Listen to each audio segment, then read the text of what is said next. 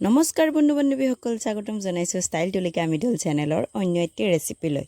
আৰু আজিৰ ৰেচিপিটো কি হয় আপোনালোকক প্ৰথমতে নকওঁ, আপোনালোকে ভিডিঅ'খিনি সম্পূৰ্ণ কৰি শেষলৈকে চাই থাকিব, তেতিয়া গম পাব। আৰু যদি ভিডিঅ'খিনি চাই কিনে আপোনালোকে ভাল পায় তেতিয়াহ'লে লাইক কৰিব, কমেণ্ট কৰিব। যিসকলে মোৰ ইউটিউব চেনেলত প্ৰথমবাৰৰ বাবে আহিছে প্লিজ চেনেলটো ছাবস্ক্ৰাইব কৰি দিব। যদিহে আপোনালোকে ফেচবুক পেজৰ ফালৰ পৰা আহিছে তেতিয়াহ'লে পেজটো প্লিজ ফ'ল' কৰি দিব। বলকচোন এতিয়া কেনেদৰে কি বনাওঁ সেইখিনি আপোনালোকক দেখুৱাই লওঁ।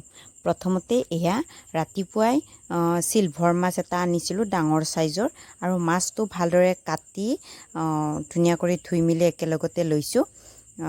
এয়া কণীও আছে, যদি আপোনালোকে ফেচবুক পেজত চাইছে তেতিয়াহ'লে কণীৰ মই এটা ধুনীয়া সোৱাদ লগা ৰেচিপি শ্বৰ্ট দি দিছোঁ, আপোনালোকে চাব পাৰে। আৰু এতিয়া এইখিনি ভালদৰে হালধি সানি ল'ম। হালধিখিনি খানিবৰ কাৰণে লৈছোঁ, এখন থালত উলিয়াই লৈছোঁ। হালধিখিনি ধুনীয়া কৰি এতিয়া খানি লওঁ।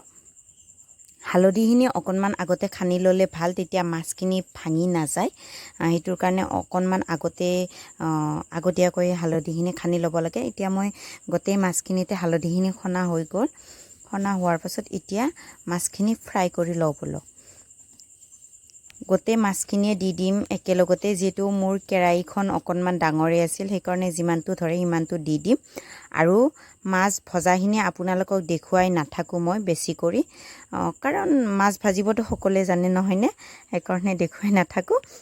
বাকী মাছ ভজা হৈ যোৱাৰ পাছত আপোনালোকক গোটেই সম্পূৰ্ণ ভজা মাছখিনিয়ে দেখুৱাম। আপোনালোকে চাই থাকক কি বনাওঁ, কি আঞ্জা বনাওঁ, আপোনালোকে চাই থাকক। কিন্তু গৰম দিনত খাবৰ কাৰণে একেবাৰে সোৱাদ লগাই এটা ৰেচিপি আপোনালোকৰ ওচৰত শ্বেয়াৰ কৰিম, আপোনালোকে সম্পূৰ্ণ ভিডিঅ'খিনি চাই থাকিব। এয়া মাছ ভজা ধুনীয়া কৰি হৈ গ'ল, গোটেইখিনি মাছ ভাজি ল'লোঁ মই। মাছখিনিও ভালদৰে ভজা হৈ গ'ল। এতিয়াই দেখুৱাই দিওঁ আপোনালোকক কি বনাওঁ। এইটোৱে হৈছে আজিৰ আঞ্জাখনৰ মেইন বস্তুটো। আজি ঔটেঙাৰ লগত বনাম মাছ। ঔটেঙা গৰমত খাবৰ কাৰণে খুব সোৱাদ লগা। এইকেইদিন ঔটেঙা খোৱাই বতৰ, ইমান গৰম দিছে। ঔটেঙাখিনি ভালদৰে কাটি মেলি লৈ এটা খুন্দনাত খুন্দি লৈছোঁ। আৰু কেনেদৰে বনাম দেখুৱাওঁ বলক। গেছৰ ওপৰত কেৰাহীখন বহাই দিছোঁ, তাৰপাছতে তেল দি দিছোঁ। তেলখিনি গৰম হৈ যোৱাৰ পাছতে মই ইয়াতে আধা চামুচমান বগা সৰিয়হ দিছোঁ। আপোনালোকে বগা সৰিয়হ নাথাকিলে ক'লা সৰিয়হও দিব পাৰে।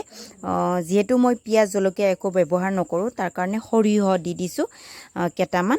সৰিয়হখিনি যেতিয়া লাহে লাহে ফুটিব লয় তেতিয়া মই আলু দি দিম ইয়াতে।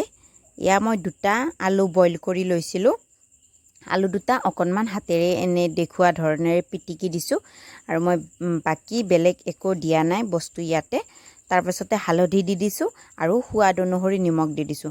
নিমখটো যদি আপোনালোকে গম নাপায়, ধৰিব নোৱাৰে কিমানটো জোখত লাগে, তেতিয়াহ'লে ভাজি থকা সময়ত নিদিব, পানী দি দিয়াৰ পাছত দিব, তেতিয়া গম পাব আপোনালোকে, অনুমানটো ধৰিব পাৰিব। এতিয়া মই ভজা সময়তে দি দিছোঁ।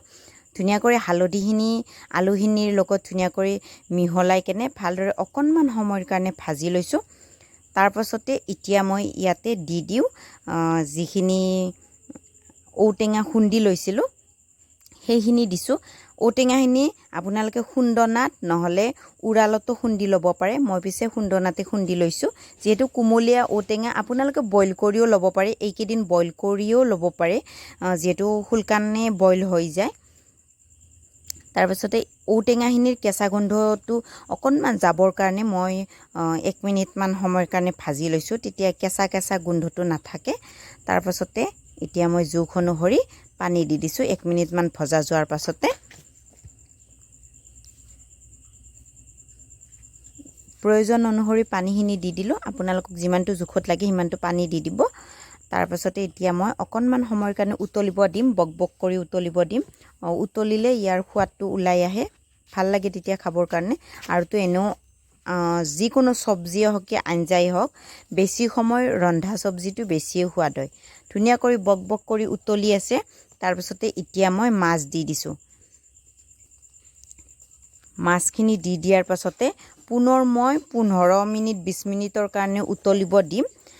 যিমানটো উতলে যিকোনো আঞ্জা অকণমান আগতে কৈছোঁৱে যিমানটো উতলে সিমানেই সোৱাদ হয় মাছখিনি যোৱাৰ পাছতে মাছৰ যাতে সোৱাদটো আঞ্জাখিনিৰ লগত ওলাই যায় সিমানটো সময়ৰ কাৰণে মই ধুনীয়াকৈ উতলিব দিম